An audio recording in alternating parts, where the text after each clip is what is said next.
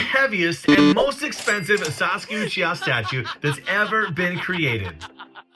I've unboxed over 20 statues of Sasuke on my channel, with many of them featuring his Susanoo, and I can say with full confidence, none of them will rival what we'll be unboxing today. I'm also giving away this card slab of a Sasuke and some minifigs to a random subscriber. All you have to do is leave a comment, and in a few weeks, I'll randomly select one and pin it to the top of the video. The statue is made by none other than the legendary Pickstar Studio. They're the greatest, hands down, licensed studio to ever handle the Naruto IP, and my gosh, every single project they create, they do justice to. The statue retailed for $1,300, and it does have 2 giant boxes, so around $350 to $400 to ship. 621 units were the total amount made and distributed around the world. Congrats to those who do own one. For this, I am going to bust out my Lazy Susan because it's quite a heavy base to hold in front of the camera. Pretty crazy when you see everything though, because a lot of this statue was sculpted all together in one piece, with that giant trunk going throughout the front and the back. All these little gaps in here are where effect pieces are going to be installed later on. And I might as well show you what those are. So scattered all throughout the base are going to be black Amaterasu flames. Here's one of the smallest ones that they included, easier to hold up to the camera. Has a magnet on the bottom. And this large one in the back does have a steel rod, so it secures it in there a little bit more safer than magnets. What's cool here is they offered 2 different options for you to use in the center right here. The first one's going to be just a standard wooden trunk, kind of the extension of what's going on the right side. Here's what that looks like with that steel rod and a notch where it can go into place, and a close-up of some of the details I didn't get to get while showing off the base on the Lazy Susan. And as a secondary option, we have the 10 Tails Offspring or Husk. So really well done all throughout. This one's extremely battle damaged, beat up, cut up too. But a really nice option that they included both here. We can see all the details there and the teeth all throughout the body. What's cool about this is later on you'll see that, Sasuke and the Susanoo is the main focus here. Adding this onto there adds a little bit of a distraction, but also tells a little bit more of a story. So here's the basic one with just the wood. And there it is with the Offspring. So in my personal opinion, I like to tell a story more in my statues, so I'll be keeping this version. On the side, we do have another Amaterasu flame that kind of locks him into place. Let me know what option you think is best. And jumping on up, we have the Susanoo up top. It's the complete form of that, and almost all in one piece together.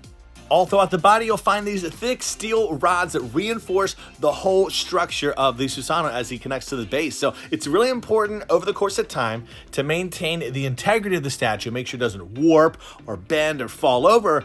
So having these steel bars to hold it in place kind of gives it like a skeleton structure inside of the fragile resin. On the back is a section where the wings will key into, so those will be hidden. And I just overall love the paint job, the way that they went with this. I would call it like an iridescent paint job. It almost makes it have a glow and a shine to it, though there is no LEDs lighting it up. I tell you what, I'd rather have a statue that stands the test of time over one that looks more aesthetically pleasing, so I welcome the steel rods, and here's the armor pieces that go on the shoulders. And I just think about it, I called it like an iridescent paint job, but I think in China they call it electropath kind of paint job, so that's what they were going for, I guess.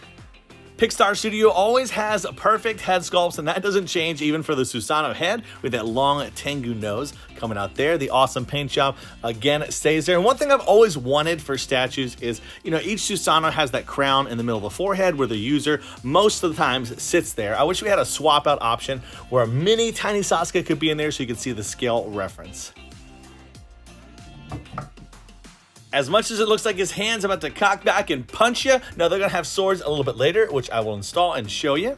Before that, we have the massive wings. Here is that notch and steel rod that go into the back of the Susanoo. And I love the paint job. We can see it goes from that very dark purple at certain points over to the more light colored purple into white.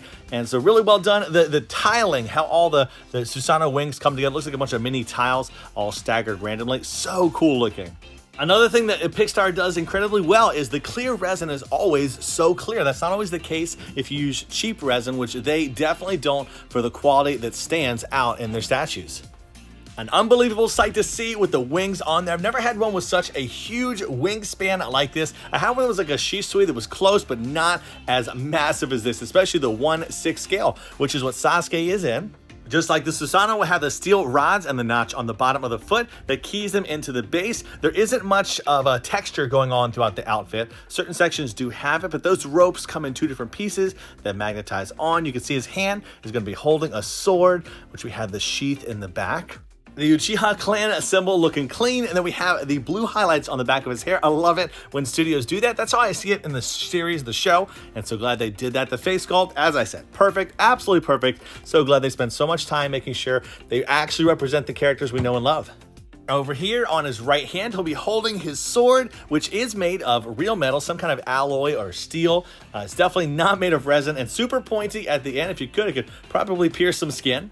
Always so cool when they spend the extra money to make something out of real steel. Moving on to the giant Susanoo swords. These are definitely made out of resin. If these were made out of steel, they'd be way too heavy. On the bottom here, this comes off with a little magnet on the end, so it can slide into the hand. And the same colors we saw before, the dark purple, light purple, into the clear. You can bet as well with the size of these swords being daggers. I did, sit around in my basement swinging them around just a little bit carefully because they're so cool to wield and actually hold being this huge. I always thought about how if somebody breaks in my home, I have an arsenal of weapons to pull from if I need to. Speaking of weapons, we have Sasuke's hand with the Chidori effect in there. It goes into the elbow socket of the main sculpt. And with everything assembled, let's take a look at it all together as well as where it will be going in the collection room. First things first, I don't have a case that's going to fit him because of how massive this thing is. In order to show you like a scale reference or size reference, here's my new baby boy. His name is Riker. My dude is only 2 months old and absolutely enamored with the statue. I also have to mention I put one of the swords on the wrong way, so it goes out kind of in a reverse grip to the side as we see here. So I had that wrong previously, but fixed now. An absolute holy grail. The first thing you'll see when you walk into the collection room, I guess we'll see is Riker approve of this in the end, and there it is. He approves. I can't say enough good things about this statue in the studio, so hopefully you get a chance to own something by them in the future, and I'll see you in the next video. Do what you love, and love what you do. Bam out.